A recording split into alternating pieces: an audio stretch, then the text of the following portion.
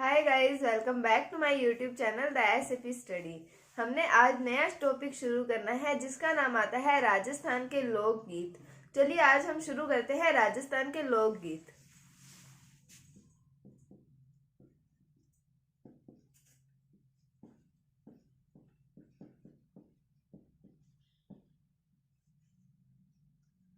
तो लोकगीतों के बारे में कल मैंने आपको थोड़ा सा इंट्रोडक्शन दिया था कि अगर अपने किसी भी फंक्शन में जाते हैं या कहीं पर भी जाते हैं तो हम वहां पर लोकगीतों के बारे में थोड़ा बहुत सुनते हैं। आजकल तो बहुत कम हो गया है इन सब के बारे में। पुराने टाइम के अंदर बहुत ज्यादा बोले जाते थे हर त्योहार पे, या फिर कोई किसी की मृत्यु हो जाती थी तो उस पर, या फिर किसी का विवाह होता था, कोई त्योहार होता था, उन सब जगहों पर लोकगीत का प्रयोग किया जाता था, ये बोले जाते थे।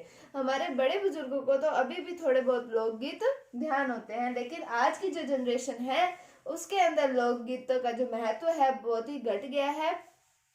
तो लोकगीतों के बारे में हमने थोड़ा बहुत जहां तक सुन रखा होता है वो हमारे दादा दादी, नाना नानी, इन सब से ही सुन रखा होता है। तो आज हम पढ़ते हैं राजस्थान के लोकगीतों के बारे में कि हमारे जो राजस्थान के हमारे पूर्वज थे वो किन किन लोकगीतों का प्रयोग करते थे, कैसे कैसे लोकगीत थे, क्या क्या थे, उन सब के बारे में अब हम चर्चा करते हैं।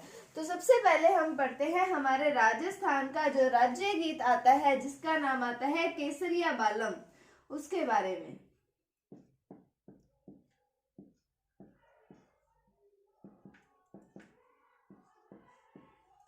तो केसरिया बालम मैंने आपको बताया राजस्थान का राज्य गीत भी है और ये एक रजवाड़ी गीत भी है। तो ये राजस्थान का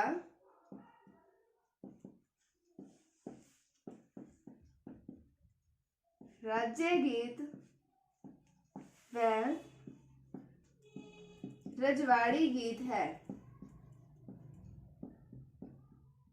फिर हम बात करें कि अपने पति का इंतजार कर रही महिला के द्वारा ये गीत गाया जाता है। तो क्या इसके बोल होते हैं कि केसरिया बालम पधारो नी मारे देश। तो पति का इंतजार कर रही महिला के द्वारा ये गीत गाया जाता है, अर्थात ये हो गया एक तरीके का विरह गीत, यानी कि जो उनके बीच में दूरी है उसको उससे रिलेटेड ये गीत हो गया, मतलब विरह गीत हुआ। तो पति का इंतजार करती महिला के द्वारा गाया जाने वाला गीत क्या है? ये एक विरह गीत है। तो हमने पढ़ा कि राजस्थान का राज्य गीत है और ये एक रजवाड़ी गीत है और साथ में पति का इंतजार करती महिला के द्वारा ये गीत गाया जाता है। उसके बाद में अब हम पढ़ते हैं अगले लोकगीत के बारे में जिसका नाम आता है मोरिया।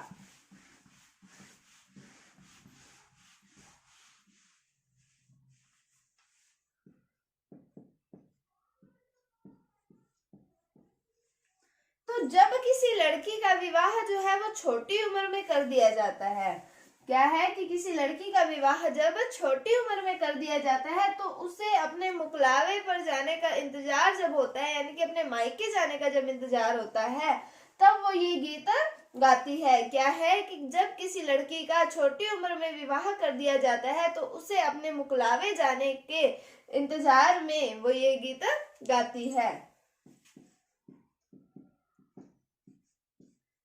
जब लड़की का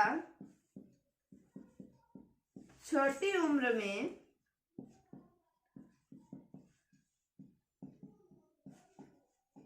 विवाह कर दिया गया हो तथा उसे अपने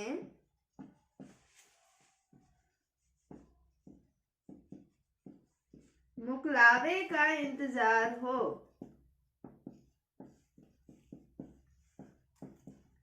तो वह ये गीत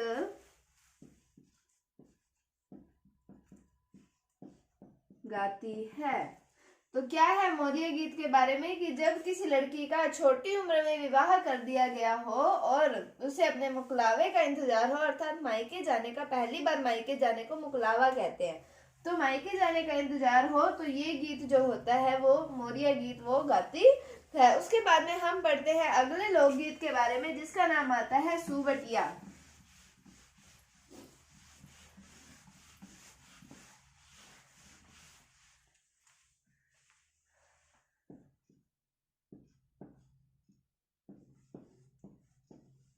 अब यदि किसी महिला का पति गया हुआ है परदेश यानी कि विदेश, पहले तो भारत के अंदर ही अगर हम कहीं पर कहीं दूर किसी स्थान पर जाते हैं तो उसे भी परदेश बोला जाता है। तो परदेश गए पति के पास तोते के माध्यम से पत्नी द्वारा भेजा गया संदेश होता है सुवटिया। क्या है कि यदि किसी पत्नी का पति जो है वो गया हुआ है परदेश, तो वो जो पत्नी है वो तोते के माध्यम से अपना संदेश पहुंचाती है, एक गीत की तरह सुवटिया गीत जिसे बोला जाता है, वो भेजती है अपने पति के पास। तो इसे कहा जाता है सुवटिया गीत। वो उस समय वो गीत गाया जाता है। तो परदेश गए पति के पास तोते के माध्यम से पत्नी द्वारा भेजा गया संदेश।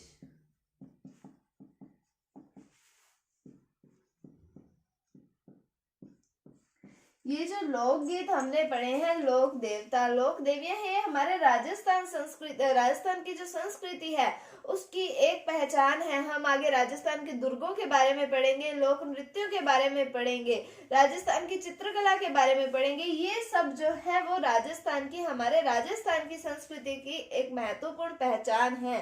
तो सुवटिया गीत क्या है कि परदेश गए पति के पास तोते के माध्यम से पत्नी द्वारा भेजा गया संदेश जो होता है वो सुवटिया कहलाता है। उसके बाद में अगले लोकगीत की तरफ बढ़ते हैं, जिसका नाम आता है कुर्जा।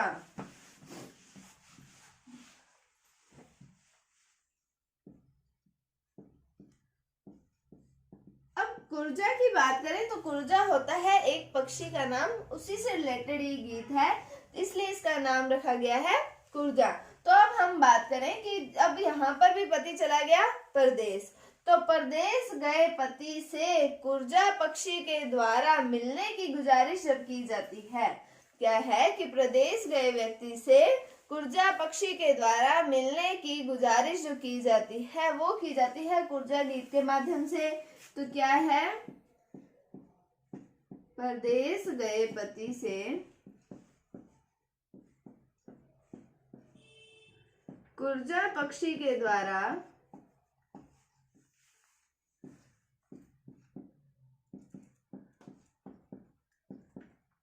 मिलने की गुजारिश।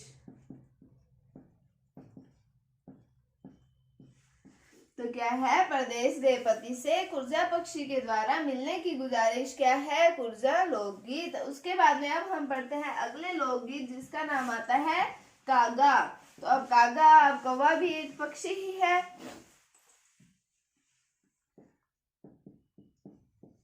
तो अब कागा लोकगीत में क्या है कि कागा पक्षी को उड़ाकर महिला अपने पति के आगमन का शगुन मनाती है, तब ये गाया जाता है कागा लोकगीत। क्या है, कागा पक्षी को उड़ाकर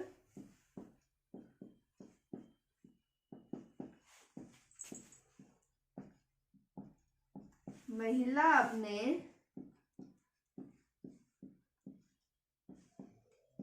पति के आगमन का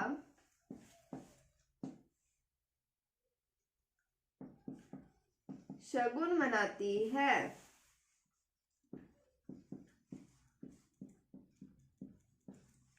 तो मतलब ऐसे कहते हैं ना कि कौवा अगर आके छत पर बोलता है, अपनी काव काव करता है, तो वहां पर मतलब वहां तब कोई मेहमान आने वाला होता है या घर पे कोई आने वाला होता है। तो कागा पक्षी उनको उड़ाकर जब महिला अपने पति के आगमन का शगुन मनाती है तब ये गीत गाया जाता है। कौन सा, कागा। अब हम पढ़ते हैं अगले लोकगीत के बारे में, जिसका नाम आता है पिपैया।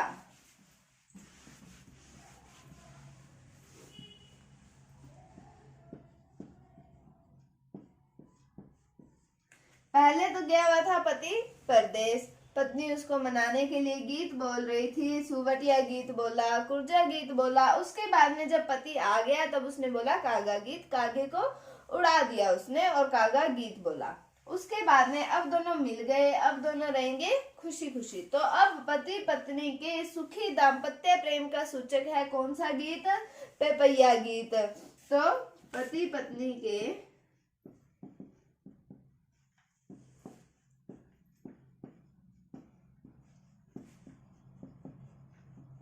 सुखी दाम्पत्य जीवन या फिर सुखी दाम्पत्य प्रेम का सूचक कौन सा गीत है?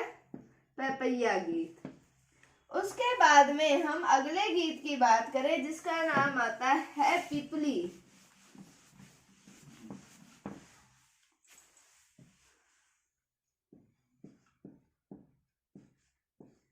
अब इस गीत में क्या होता है कि इस गीत के माध्यम से पति द्वारा अपने पत्नी द्वारा अपने पति को परदेश जाने से रोकती है। अब पहले तो पत्नी की लड़की की कर दी छोटी उम्र में शादी, तो वो हमने पढ़ा मोरिया गीत, ठीक है। अब वो जब अपने मुकलावे जाने का इंतजार करती है, फिर उसके बाद में पढ़ा हमने सुवटिया गीत। क्या था कि परदेश गए व्यक्ति को तोते के माध्यम से जो संदेश भेजा था वो तो था सुवटिया गीत। फिर उसके बाद में कुर्जा पढ़ा कि कुर्जा पक्षी द्वारा मिलने की गुजारिश की गई थी, किसके अंदर? कुर्जा गीत के अंदर। फिर हमने पढ़ा कागा गीत की अब आ गया है पति उसका घर पे, तो उसके आगमन का शगुन मनाया उसने कागा को उड़ाकर।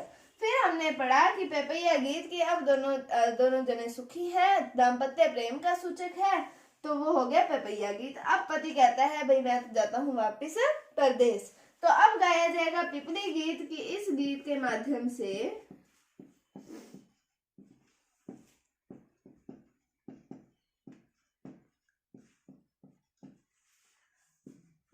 पत्नी द्वारा अपने पति को परदेश जाने से रोका जाता है।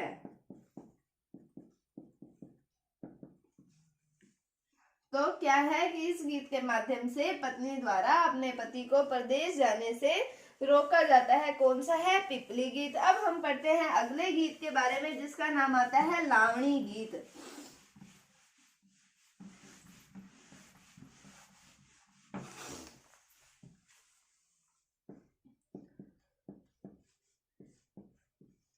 अब पहले तो पत्नी जो है वो रोकती रहेगी पति को पिपली गीत के माध्यम से कि आप रुक जाओ, हम बाद में मिलकर बात करते हैं, कोई लड़ाई झगड़ा हो गया होगा, वो चला गया परदेश।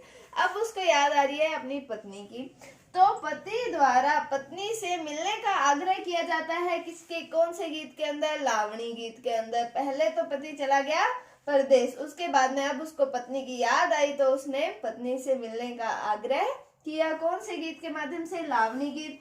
लावणी का हम शाब्दिक अर्थ पता करें, शाब्दिक अर्थ देखें तो शाब्दिक अर्थ होता है इसका बुलाना। शाब्दिक अर्थ क्या है? बुलाना। उसके बाद में इसके अंदर पति द्वारा पत्नी से मिलन का आग्रह किया गया। क्या किया जाता है? पति द्वारा पत्नी से मिलन का आग्रह किया जाता है, कौन से गीत के अंदर? लावणी गीत के अंदर। अब हम अगले लोकगीत के बारे में पढ़ते हैं जिसका नाम आता है हीडो।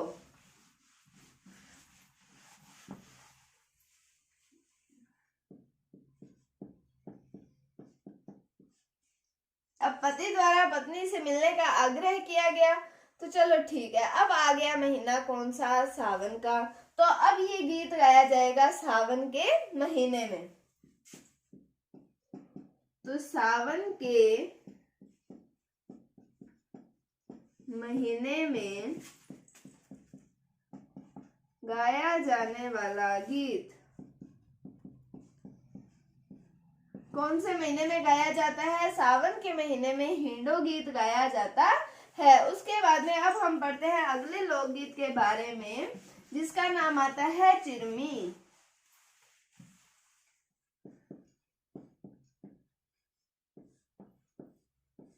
अब उसने अपने पति को तो बहुत बुलाया पत्नी ने, ठीक है, तो अब उसको अपने मायके की भी याद आएगी, अपने पिता की, अपने भाई की, इन सब की याद आएगी। तो अपने पिता और भाई का इंतजार करती वधू के द्वारा चिरमी गीत गाया जाता है।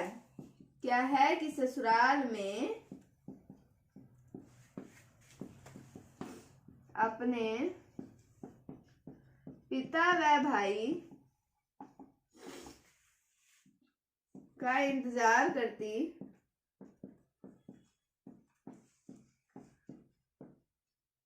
वधू द्वारा गाया जाने वाला गीत।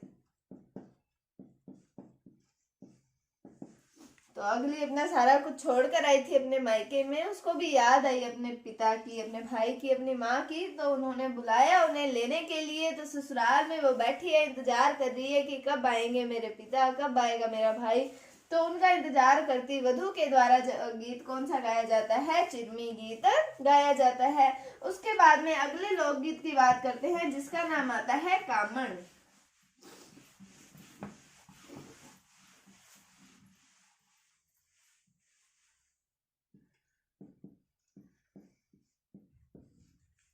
तो वर वधू को कोई जादू टोने से बचाने के लिए गाया जाने वाला गीत कौन सा है? वो है कामण। वर वधू को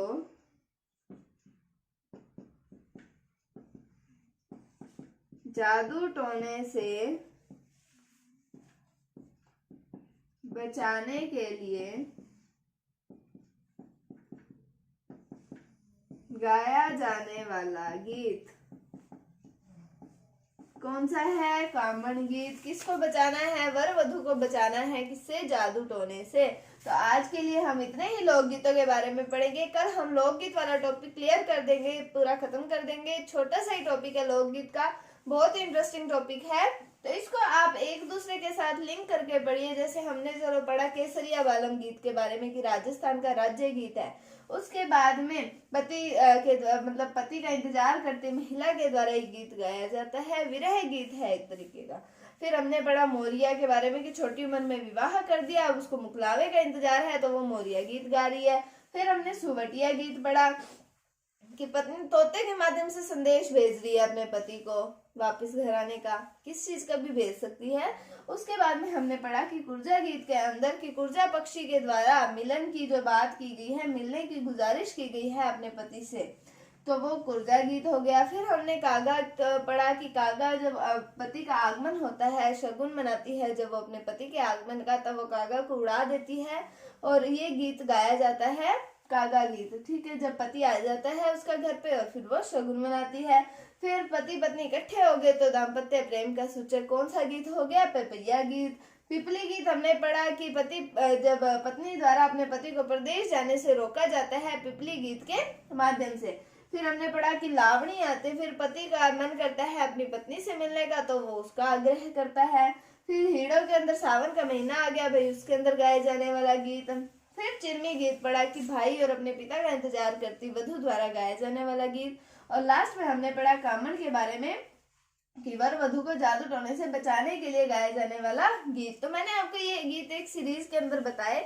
उम्मीद है आपको ये समझ आया होगा, आपको इंटरेस्ट आया होगा इस टॉपिक में। अगर आपको इसमें कोई भी डाउट है तो आप कमेंट सेक्शन में पूछ सकते हैं। कल हम इस टॉपिक को खत्म कर देंगे और फिर हम अपना अगला टॉपिक राजस्थान के दुर्गों वाला उम्मीद है हम स्टार्ट करेंगे। तो अगर आपको वीडियो आज थोड़ी सी भी अच्छी लगे तो इसे लाइक कीजिए, शेयर कीजिए, चैनल पर नए हैं तो इसे सब्सक्राइब जरूर कीजिए। Thank you, thanks for watching, bye bye.